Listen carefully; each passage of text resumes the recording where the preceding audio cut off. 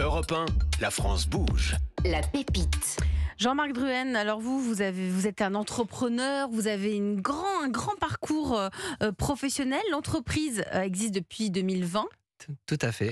Elle a été incubée, vous le disiez, par votre entreprise qui s'appelle Barracuda. Voilà. Mais auparavant, vous avez passé 10 ans de votre vie professionnelle dans l'industrie de la musique. Vous avez produit des groupes comme Daft Punk ou encore Moby. En 2007, vous êtes allé travailler chez Google. Ça a duré une dizaine d'années, c'est ça, une petite 8 dizaine ans. 8 ans, voilà, une toute petite dizaine d'années, 8 ans. Vous aussi, vous avez, au-delà de Daft Punk et Moby dans l'industrie musicale, vous avez lancé, commercialisé YouTube en France, que Google avait donc racheté.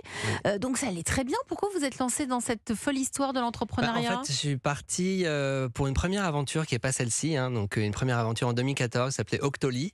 Qui était dans le prolongement de ce que je faisais chez Google et YouTube, qui était la première plateforme software as a service qui mettait en relation des influenceurs et des marques. Et donc moi j'avais vu émerger à ce moment-là les premiers youtubeurs en 2011-2012 et je voyais cet écosystème-là et qui était passionnant, et donc je voulais, c'est ce qui m'a donné envie de partir pour créer une première aventure entrepreneuriale. Donc vous avez su vous entourer, vous vous êtes lancé, ça a bien marché ? Je me suis lancé en 2013, je suis parti en juillet 2014 et ça a très bien marché. C'était assez vite en fait, parce qu'il y avait vraiment un moment où on était les premiers à avoir cette vision-là on parlait pas encore de l'influence. Nous, on est allé chercher les petits youtubeurs, les petits influenceurs. On parlait pas encore de la micro-influence. Et nous, grâce à un système de software et de place de marché, on a créé un système qui a très bien marché et qu'on a passé à échelle, comme on dit, rapidement, puisqu'on a levé 15 millions en 3 ans et on a développé toutes les opérations en Europe, aux États-Unis. On était très verticalisé sur la beauté. Donc les influenceuses beauté, youtubeurs, mais aussi Instagram qui s'est lancé à ce moment-là. Et voilà, c'était passionnant comme aventure. J'ai appris l'entrepreneuriat et je suis parti en 2019, au bout de 5 ans, après la série A.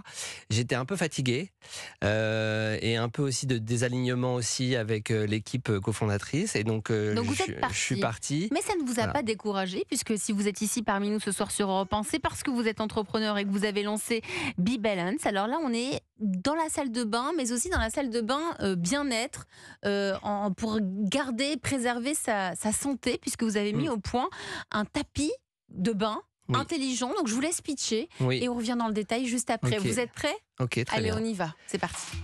Donc Be Balance, c'est une solution de santé connectée, santé digitale, qui se compose de deux parties. Donc un tapis de bain sur lequel on monte tous les jours et qui collecte de l'information, des biomarqueurs tels que le poids ou l'équilibre. Et une autre partie qui est une solution de digital thérapeutique, qui est un software qui permet de faire des exercices sur le tapis tous les jours. Parce que la beauté du tapis de bain, c'est que tout le monde en a un, tout le monde monte plusieurs fois par jour dessus. Donc il collecte de l'information et ensuite il aide les personnes à faire des exercices pour sa santé. Donc on a développé une première version bien-être qu'on a vendue à 1000 utilisateurs aux États-Unis. Et sur ce succès-là, on est en train de faire une version médicale, beaucoup plus poussée avec le développement médical, clinique et réglementaire, pour en faire une version pour les personnes âgées, pour le bien vieillir, pour accompagner la prévention de la chute et surtout l'autonomie à la maison. Parce que c'est un sujet de santé publique majeur, c'est accompagner les personnes âgées à rester autonomes à la maison. Et ce tapis répond à ce problème de santé publique. Merci, pile 1 minute. Merci pour votre pitch et de vous être prêté à cet exercice, Jean-Marc Druhen, cofondateur de Be Balance. Donc ce tapis, il est à la fois beau et utile. Il est à la fois beau et utile, tout à fait. Alors, quand Benjamin on dit Lévesque. utile, qu'est-ce que ça récolte comme information sur sa santé ?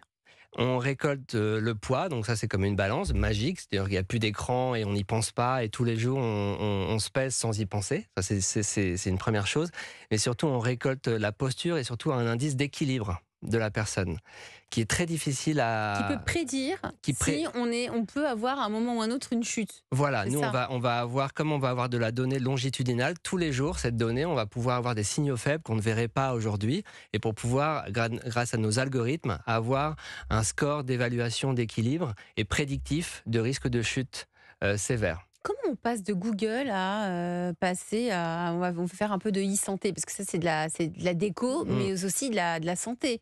Il se passe quoi dans... En fait, il y a eu un parcours de bien-être personnel d'abord en tant D'accord, que. ça part de vous. Voilà, D'accord. Vous êtes tombé, vous avez fait une chute, c'est ça?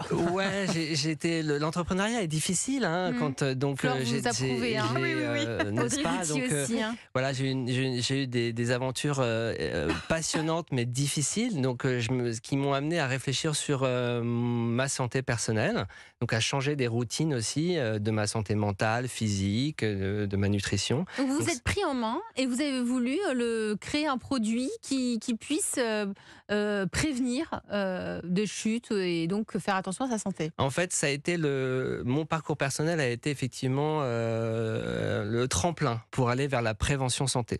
Voilà, c'est comme ça que je suis arrivé au sein de Barracoda à faire pivoter ce groupe qui était un groupe de santé, on va dire, pas de santé encore, plutôt d'IoT, hein, qui connectait des objets. On faisait des brosses à dents. Voilà, plutôt santé connectée. On avait commencé par des brosses à dents, ça a très bien marché. On a montré l'impact sur la qualité de brossage des enfants notamment. On a vendu cette solution-là à Colgate dans le monde entier. Et grâce à ce partenariat corporate, on a pu se financer d'autres et innovations. c'est comme ça que vous arrivez vers le tapis. Et on est arrivé, après la brosse à dents, on a regardé d'autres objets dans la salle de bain, parce que la salle de bain, c'est l'endroit où on prend soin de sa santé tous les jours. Donc c'est là où on peut avoir le plus d'impact. Et après la brosse à dents, on a regardé le miroir. On a aussi fait des miroirs intelligents qui sont très intéressants, avec des cas d'usage sur l'analyse de peau notamment, mais aussi sur les routines beauté. Donc on était entre le bien-être et les routines beauté. Et avec le tapis de bain, on a fait une première version plutôt orientée bien-être, qui la proposition de valeur, c'était plutôt de se peser tous les jours sans y penser. C'est déjà super. Mais assez vite, j'ai compris que pour extraire plus de valeur, il fallait aller sur des cas d'usage médicaux, où on répondait vraiment à un vrai problème médical et s'inscrire dans un parcours médical. C'est comme ça qu'on est arrivé sur la prévention de la chute, puisque en fait ce tapis-là récolte des signaux faibles de risque de chute, ce qui est unique aujourd'hui. Aucune solution n'est capable de le faire à la maison, à distance, et de le partager aux médecins.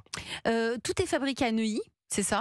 Oui, alors l'ingénierie est à Neuilly, Paris, les ingénieurs sont à Neuilly, et on fabrique le software en Europe, beaucoup en Pologne, et le hardware entre Hong Kong et les Philippines. Ouais, donc on n'est pas du 100% encore de 100% français. Non, parce qu'en fait on utilise nos propres ressources en interne du groupe, et qu'on a des ressources de développement sur la partie manufacturing à Hong Kong, et aux Philippines. Vous avez déjà créé 1000 tapis de bain, vous avez tous vendus. Quel regard portez-vous, Audrey Routy ? Alors on est un petit peu loin d'Alinéa, mais tout de même, l'univers de la salle de bain, vous vendez, j'imagine, des objets. Des tapis de bain non connectés. Non connectés, mais pourquoi pas un jour connectés. Quel regard portez-vous sur cette innovation ? Je trouve ça très intéressant. Ça me parle actuellement, parce que je salue, j'ai mon papa à l'hôpital, et justement, le bien vieillir, du coup, ça résonne, et je pense qu'on est confronté à ces difficultés. Et donc, je trouve bien d'investir, et finalement, sans s'en rendre compte. J'aime bien le côté on va sur le tapis sans s'en rendre compte. Ça, c'est quelque chose qui me parle. Oui, parce qu'on n'a pas forcément envie de se peser tous les jours. Non, on confirme. C'est sûr que vous pourrez jeter la balance. Voire jeter la balance. Si vous êtes ici parmi nous ce soir, Jean-Marc Drouhen, c'est parce que vous avez des besoins. C'est pour ça que vous êtes parmi nous dans La France Bouge. Parmi ces besoins, vous avez besoin de vous développer. Vous avez besoin de lever des fonds. Oui. Actuellement, le projet a été donc incubé et financé depuis 3 ans par notre partenaire industriel Barracoda, qui est un partenaire plutôt, comme je disais, donc sur la partie connectée, développement hardware, ingénierie. Maintenant, avec cette version qui va être certifiée médicale, on est sur des besoins très différents pour faire du réglementaire, du clinique, pour recruter des nouvelles personnes. Quand vous dites du réglementaire, du clinique, ça veut dire aller dans les cliniques, intégrer des EHPAD. Ça veut dire mettre. Non, pas du tout. Non, ça veut dire faire des études cliniques pour valider en fait ce qu'on appelle les claims, c'est-à-dire les revendications médicales du produit.